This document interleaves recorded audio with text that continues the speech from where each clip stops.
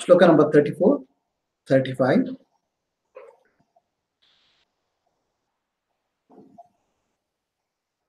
The form or rupa,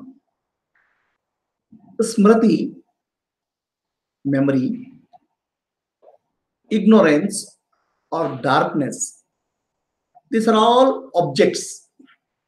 Okay, all are objects. The subject, real subject, is the self only, which is pure consciousness, pure awareness, and the witness. The self is the witness in all perception.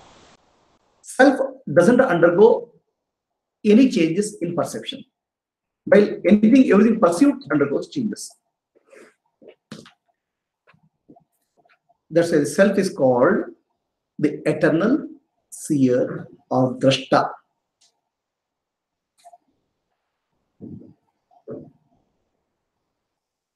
The self alone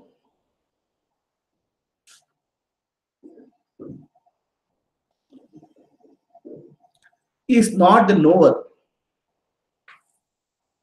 Like electricity flows in the wire, the bulb glows, the fan rotates, and the motor works.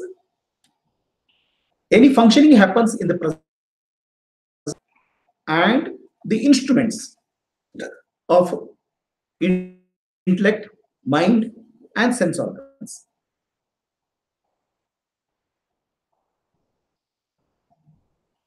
When I say knowledge,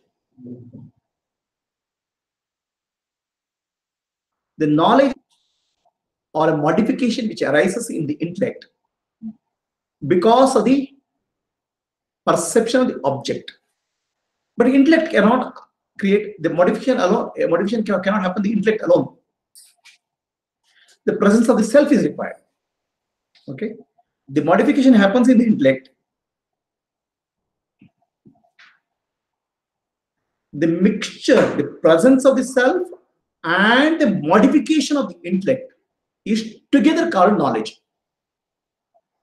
The self alone cannot know anything. The intellect, modification of intellect alone has no value. The presence of the self and the modification of intellect together gives a feeling of I know something. Okay, together, the presence of the electricity and presence of the bulb gives the light. Presence of the electricity and presence of the fan gives the wind. Alone they cannot do anything. Okay, a combination is arising, and this combination gives a feeling that I know something. The knowledge is because of this combination. Individually, the self is not a knower. Individually, intellect is not a knower. The combination of this is the knower. From that understanding, it's very clear that the self itself doesn't undergo any modification in any perception or knowledge. Electricity doesn't undergo any modification when the bulb glows or fan rotates. Like that, the self is free from any modification. Okay. When I say I know, the self doesn't know. The self enables the knowledge to happen. Okay. The self is not knower also. Self is energizer for knowing.